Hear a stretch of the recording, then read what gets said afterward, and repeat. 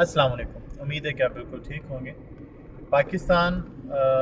جب دو لخت ہوا تھا اس وقت بھی پاکستان کا ایک مسئلہ تھا کہ پاکستان میں جو ایسٹ پاکستان تھا اس کے پاس نشستیں جو ہیں وہ زیادہ تھیں، اور اسی طریقے سے اب کے پنجاب میں نشستیں زیادہ ہیں۔ تبھی ہمارا یہی مسئلہ تھا کہ جتنا بھی کوئی بہترین پرفارم کر لے گا مغربی پاکستان میں، لیکن وہ کمپیٹ نہیں کر سکے گا مشرقی پاکستان کو، کیونکہ مشرقی پاکستان کی سیٹیں زیادہ ہیں۔ اب وہ سیٹیں زیادہ ہونے کی وجہ سے اول تو ہمارا مارشل لا رہا، اور کبھی اس طریقے سے ہماری اچھے طریقے سے الیکشنز نہیں ہو سکے۔ لیکن اگر جب ہمارے الیکشن ہوئے تو اس الیکشن میں پہل تو چلو مسلم لیگ دونوں سائڈوں کی جماعت تھی، لیکن جب مسلم لیگ کے بعد جماعت بنی جیسے پیپلز پارٹی یا جو ہے ہمارے وہ بنگالی بھائی کی جو جماعت تھی عوامی مسلم لیگ، تو اس سے پہلے جو مسئلے مسائل ہوئے اس میں ہمیشہ جو ہے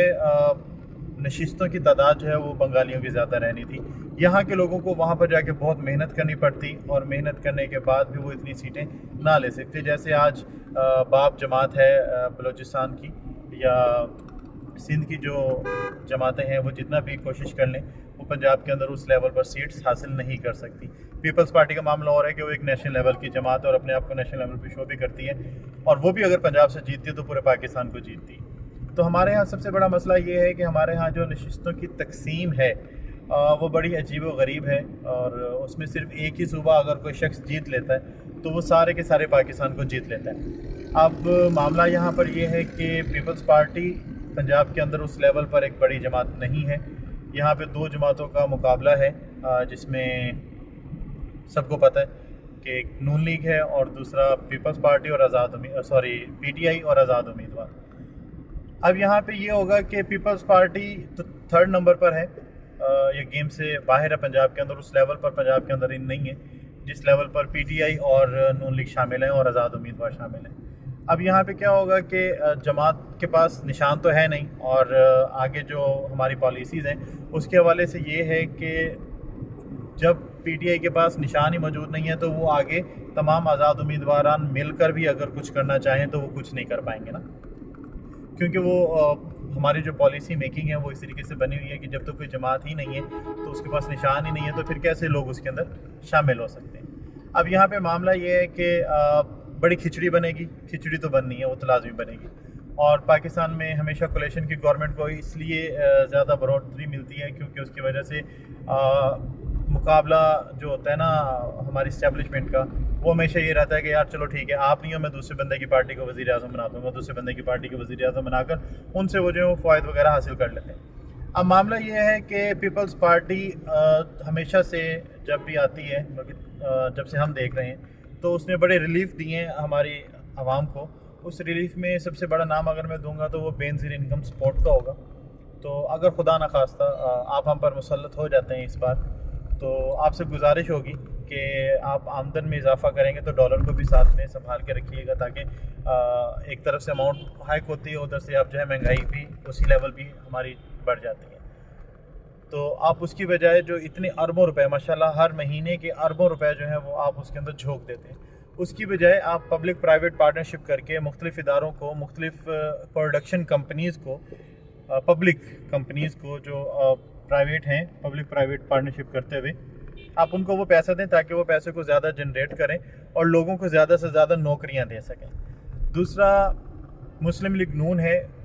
پنجاب کے اندر، اس کا بڑا مقابلہ ہے پی ٹی آئی کے آزاد امیدواروں سے۔ تو جو لیول ہے فیلڈ پلینگ کا وہ آپ سب کو پتہ ہے کہ کس طرف جا رہا ہے، لیکن خان کو ووٹ دینے والے تو پھر وہ خان کو ہی ووٹ دیں گے نا، جیسے ہم موجود ہیں۔ تو ان کے لیے مؤدبانہ گزارش ہے کہ بھائی آپ بہت اچھے ہیں، آپ کے پالیسی میکر بہت اچھے ہیں، بہت زبردست ہیں، بس آپ سے ایک گزارش ہے کہ آپ جو ہے نا اس یوتھ کو، نوجوان نسل کو جو یونیورسٹی میں پڑھ رہی ہے، کالجز میں پڑھ رہی ہے، ان کو لیپ ٹاپ نہ دیجیے گا،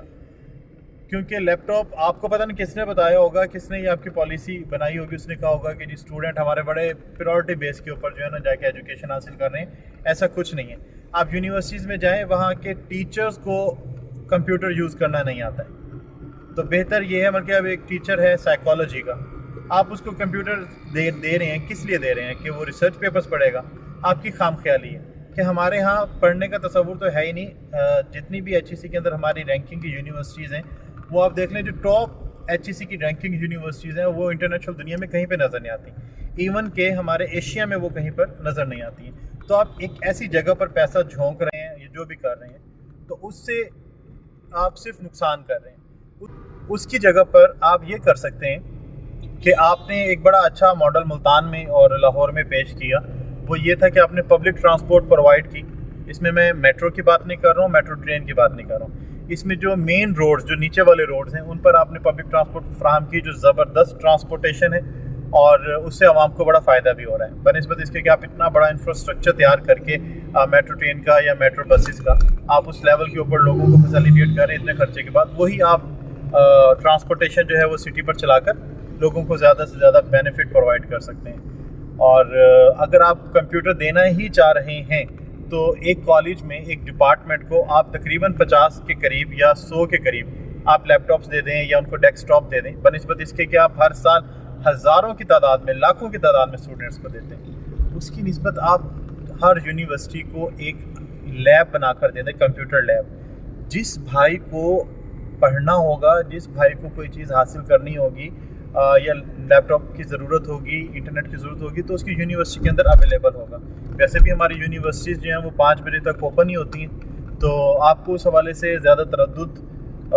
نہیں کرنا پڑے گا. آپ کے پیسے بھی کم لگیں گے. اگر وہ سبسڈی آپ دینا چاہیں گے تو وہ آپ دوسری ہماری ٹرانسپورٹیشن جو ہے آپ پیٹرول کی مد میں وہ دے دیں گے، کیونکہ پیٹرول جب کم ہوگا تو مارکیٹ کی چیزوں کے اندر اتار چڑھاؤ جو ہے وہ کنٹرول میں رہے گا. ہمیشہ پیٹرول کی وجہ سے چیزیں جو ہیں وہ زیادہ مسائل کا شکار ہوتی ہیں. اور جو بھی ہو، اللہ کرے کہ تھوڑا سا ہمت والا بندہ آئے کہ جب امریکن سینکشنز کے بعد رشیا